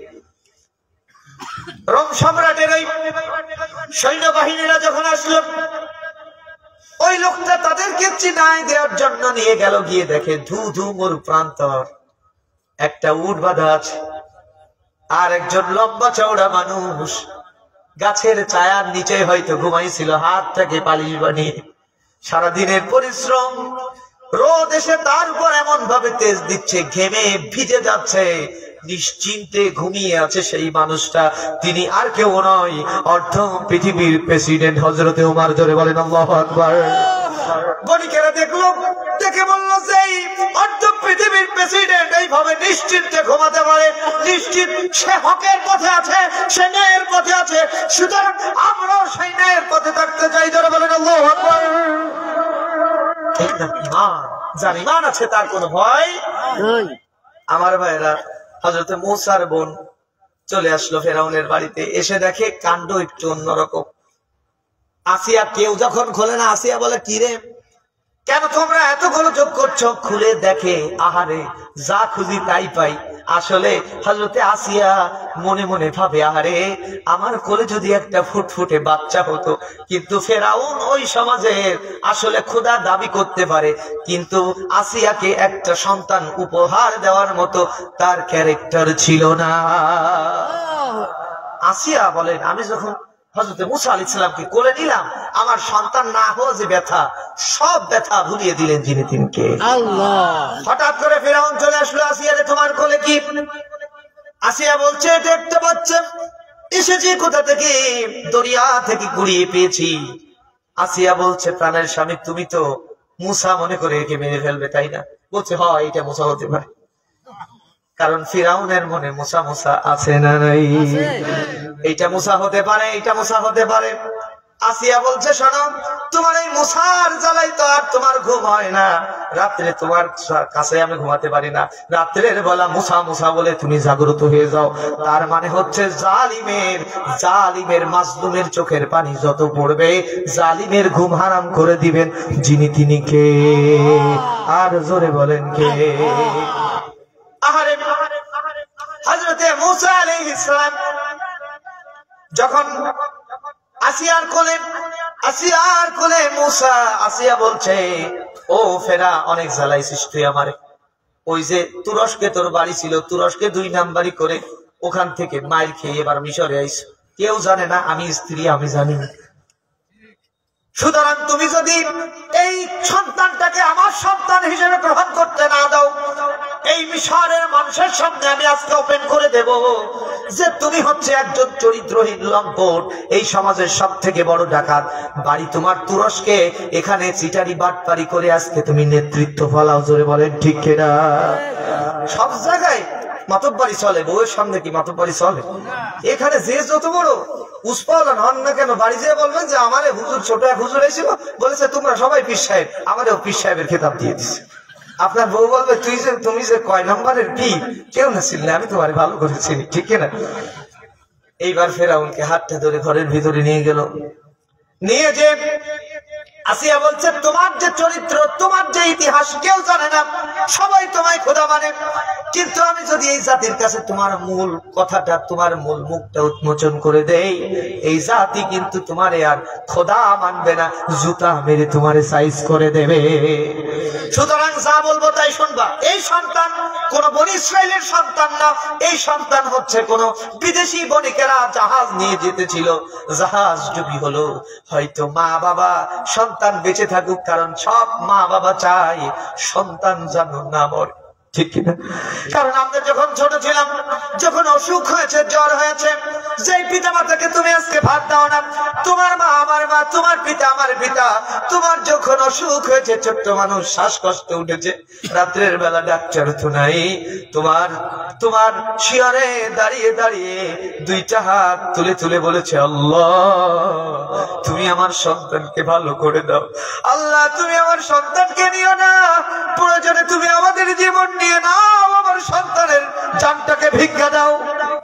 এইরকম তোমার পিতা আমার পিতা কতবার যে আল্লাহর কাছে মৃত্যু, নিজের মৃত্যু কামনা করেছে, তোমার জীবনটা চেয়েছে, তুমি সেই পিতা মাতাকে আজকে শ্রদ্ধা করতে পারো না, খাবার তুলে দিতে পারো না, চোখ রাঙিয়ে কথা বলো, তুমি জান্নাত তো দূরের কথা, জাহান্নামের নিচে ছাড়া তোমার কোনো জায়গা হবে না। আর জান্নাতু তাহতা আকদামিল উম্মাহাত, তোমার মায়ের পায়ের নিচে তোমার জান্নাত। আল্লাহু আকবার বলেন। আমার ভাইরা, ওদিকে যাব না, যে কথা বলতেছিলাম, আসিয়া বলল ফেরাউন একটা কথা বলবে না, আজকে তুমি অনেক চালাইয়েছ আমাকে, একটা সন্তান, আমি সন্তানের জন্য হাহাকার করি, আর আমার দেশের মানুষ কত সুন্দর সুন্দর ফুটফুটে বাচ্চা নিয়ে ঘুরে বেড়াই মিশরে, আমার কত কষ্ট হয় তুমি জানো না, আমার কি মন চায় না আমি আমার সন্তান থেকে বুকে নেই, একটা চুমা দেই। ও ফেরাউন, একটা কথা যদি বলো, এই জাতির কাছে সব উন্মোচন করে দেব। আজকে শুধু আমি কথা বলবো, শোনো, এইটা হচ্ছে আমার সন্তান, এইটাকে আমি আমার সন্তান হিসেবে গ্রহণ করেছি। ধরে বলেন আল্লাহু আকবার। কারণ ফেরাউনের ঘরে মুসা ঢুকিয়ে দেন যিনি, তিনি কে? রাগ করে চলে যাচ্ছেন নাকি? রাগ হয়েছে, শেষ করে চলে যাচ্ছে? আচ্ছা, আপনাদের কষ্ট হচ্ছে না তো? বাসে কত দেখেনি, আমার বাস ফেল করলে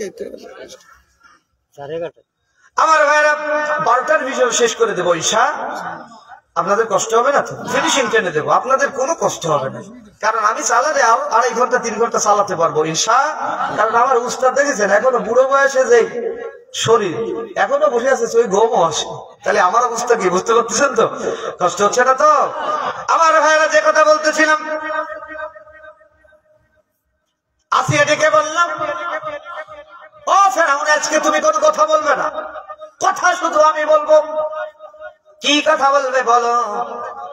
কথা হচ্ছে এই সন্তান, তুমি বলবে আমাদের সন্তান, আমরা কুড়িয়ে পেয়েছি, এটা কোনো আভিজাত ঘরের কোন রাজার সন্তান হবে, তা নাহলে এত সুন্দর চেয়ার হয় না। ফেরাউন বললো, তুমি যা বলো তাই বলো, কিন্তু আসল কথা বললো না, কারণ আসল কথা যদি বলো তাহলে আমার রাজত্ব থাকবে। কারণ ফেরাউন সব সময় একটা জায়গায় দুর্বল। ঠিক আছে, ভালো কথা। আসিয়া ও না না করে যখন রাজপ্রাসাদের ভিতর ঘুরে বেড়ায়, আসিয়া চুমু দেয়, ফেরাউন ভাবে আরে ওই মনে হয়। ফেরাউন ভাবলো, আমি যদি এখন মানুষদের সামনে আমি যদি একটু তামাশা না করি, তাহলে মানুষে কি ভাববে? আমার সন্তান, আমার স্ত্রী যদি সন্তান বলে, তাহলে তো আমারও সন্তান। আসো শোনা পাখি, চুমু দিতে মুসা আলাইহিস সালাম বলতেছে, শালার পোশালা, 80,000 আমার গোত্রের মা সন্তানদেরকে জবাই করে আমারে তুমি পাপা দিতেছো, দিছে একবারে ঠেসে ভাঙা চর। চর খাইছেন না? বাচ্চাদের চর খাইছেন তো? মামারা যারা আছে, ওরে আমার সোনার ভাগ্নে হুজুর খাইছেন দু একটা? ওরে আমার সোনা পাখি দাদু, ওরে আমার নানু, নানু এমন চোর মারে কি করে, ছোট কিছু বলা যায় না। এই তোর ছেলেটা কোনো দুষ্ট হবে না, এই বলে মেয়ের কোলে দিয়ে দেয়, এরকম হয় কি হয় না? মামারে কি ভালোবাসে, মামারে এমন চর দিছে দেখবে, চড়াইছে না? ছোট্ট মানুষের চর আসলেই বড় মারাত্মক। আর মুসার চর কি সামান্য চর? মুসা আলাইহিস সালাম বললেন, বাটপার 80,000 আমার গোত্রের সূর্য সন্তানকে তুই হত্যা করে আমাকে এসেছো প্রমো দিতে, দিয়েছে চর। চর দিলে একেবারে নাকের হাড্ডি ভেঙে বেঁকে গেছে। ফেরাউন বলছে, এই তো মুসা। আসিয়া বলছে, একটা বাচ্চার চোর সহ্য করতে পারে না, তুমি আবার খোদা বলে দেবো? না বলা দরকার নেই, বাচ্চারা এরকম করেই থাকি, কষ্ট হয়। কারণ মুসার যখন জন্ম হবে, ফেরাউন তোমারে যখন চড় মারবে, ফেরাউন তোমার নাকের হাড্ডি একটাও আস্ত থাকবে না।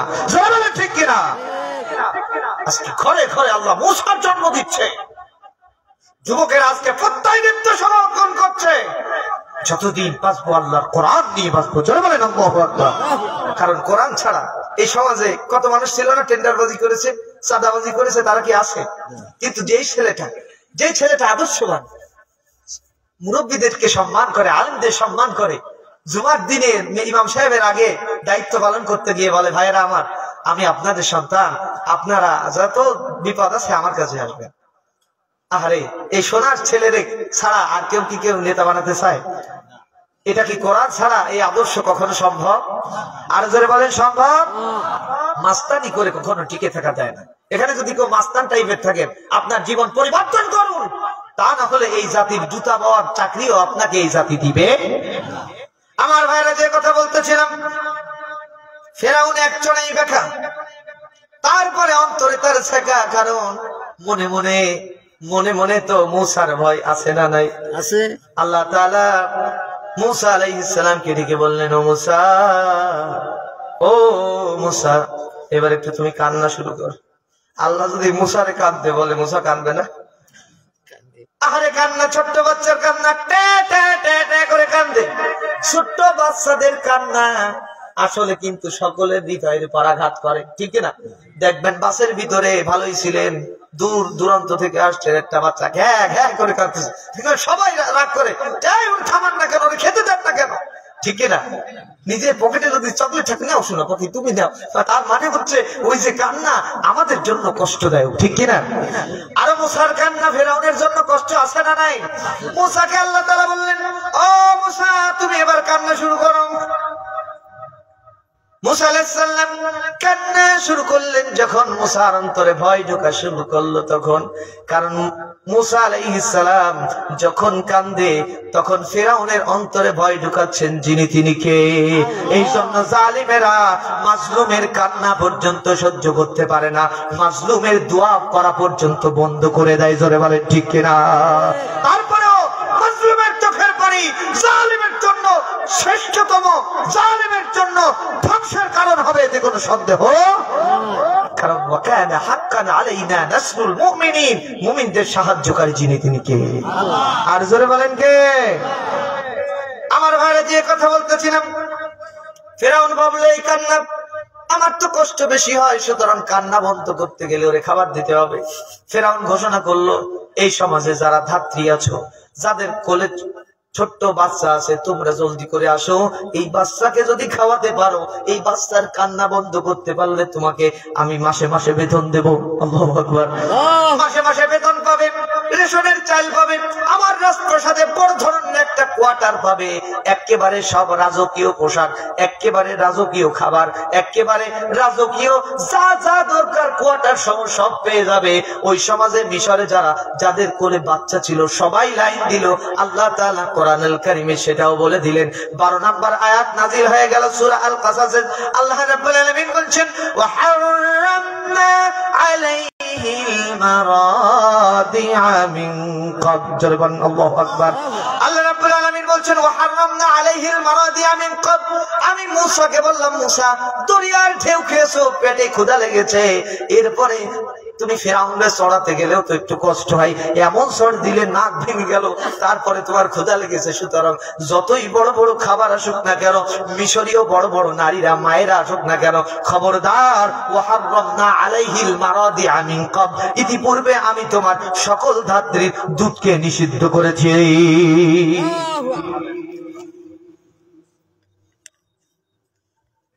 দুধকে নিষিদ্ধ করেছি। ওয়াহাররামনা আলাইহিল মারাদিয়া মিন ক্বাবল, ও মূসা খবরদার, যত ক্ষুধা লাগে খাবে না। খেতে নিষেধ করেছেন কে? মূসাকে যদি যত বড় ধাত্রী এসে দুগ্ধ পান করাতে যাক, কি খাবে? আর যদি বলেন খাবে, আল্লাহ রাব্বুল আলামিন বলছেন ও মূসা খাবে না, খাবে না। এক একজন আসে ট্যাগ করে আরো চিল্লানি বাড়ায়, ফিরাউন বলে এসে গেট আউট, একটা বাচ্চারে খাওয়াতে পারো না, তুমি আমার মিশরীয় নারী হইছো, তুমি বাচ্চা মানুষ করবা, বের হয়ে যাও। একটার পরে একটা, একটার পরে একটা, এমন করে যত বের হয় তত কান্নার আওয়াজ। ফেরাউনের অন্তরে এখন ভয়, কারণ মূসা যদি একবার চলে আসে, এই কান্নার ভিতরে আমি মূসার আওয়াজ ভাই। এজন্য মাজলুমদেরকে কাঁদতে দেয় না, কিন্তু মাজলুম তো মানুষের সামনে কান্দে না, মাজলুম নীরবে আল্লাহর কাছে কান্দে। কারণ মাজলুমের সাথে কার সম্পর্ক? আর যারা বলেন কার সম্পর্ক? আল্লাহর সাথে সম্পর্ক। হঠাৎ করে ওই যে বোন এসেছিল, মনে আছে? বোন এসে দেখে যে কাণ্ড কারখানা, আমার ভাইয়া বেঁচে আছে। শুধু তাই নয়, ফেরাউনের স্ত্রীর হাতে দোল খাচ্ছে আর কাঁদছে। এই জন্য ফেরাউনের ওই দরবারে মূসা আলাইহিস সালামের বোন গিয়ে বলল, হাল আদুল্লুকুম আলা আহলি বাইতি ইয়াকফুলুনাহু লাকুম ওয়া হুম লাহু নাসিহুন। মূসার বোন বললাম, হাল আদুল্লুকুম আলা আহলি বাইত, এমন একটি পরিবারের সংবাদ দেব নাকি যেই পরিবার থেকে এই সন্তানের দায়িত্ব নেবে। আল্লাহু আকবার। যেই সব পরিবারের একজন মহিলা আছে যে এত দক্ষ কারিগর, দক্ষ ধাত্রী, এই সন্তানের দায়িত্ব নিশ্চিত সে নিতে পারবে। চিৎকার মেরে বলেন আল্লাহু আকবার। আরো জোরে বলেন আল্লাহু আকবার। আল্লাহ রাব্বুল আলামিন মূসা আলাইহিস সালামের মাকে যে বলেছিলেন, ও মূসা, মনে আছে? ইন্না রাদ্দুহু ইলাইক, ও মূসার মা, আমি তোমার মূসাকে তোমার কোলে ফিরিয়ে দেব। আল্লাহর কোরআন, এই কোরআনের দিন বাস্তবায়ন হবে। এই কোরআন আমাদের সমাজ বিনির্মাণ করার কারণে আল্লাহ তাআলা এই কোরআনের সমাজ আমাদেরকে উপহার দিবেন, কথা দিয়েছেন। যিনি তিনি কে? আর জোরে বলেন কে? আমার ভাইরা, যে কথা বলতেছিলাম, এবার ফেরাউনের কাছে যখন আহলি বাইতি ইয়াকফুলুনাহু ওয়া হুম লাহু নাসিহুন, এই কথাটা ওই বাচ্চা মেয়ে বলল, ফেরাউন বলতো, জলদি যাও, ও আমার সৈন্যবাহিনীরা, জলদি করো, জলদি করো, জলদি করো, এই কান্না বন্ধ করাতে হবে, কারণ এই বাচ্চার কান্না আমার অন্তরে বড় জ্বালা উঠিয়ে দেয়। কারণ মনে রাখবেন, মাজলুমের চোখের পানি যত পড়বে, জালিমের চোখের ঘুম হারাম করে দিবে। যিনি তিনি কে? আল্লাহ। আর জোরে বলেন কে? এজন্য এই সমাজে মাজলুম হবে, কিন্তু কারোর পর জুলুম করবেন না। আপনাকে সহায়তা, নিশ্চিন্তে ঘুম দিবেন। যিনি তিনি কে? আল্লাহ। আর জোরে বলেন কে? আল্লাহ। আমার ভাইরা, যে কথা বলতেছিলাম, হযরতে মূসা আলাইহিস সালাম,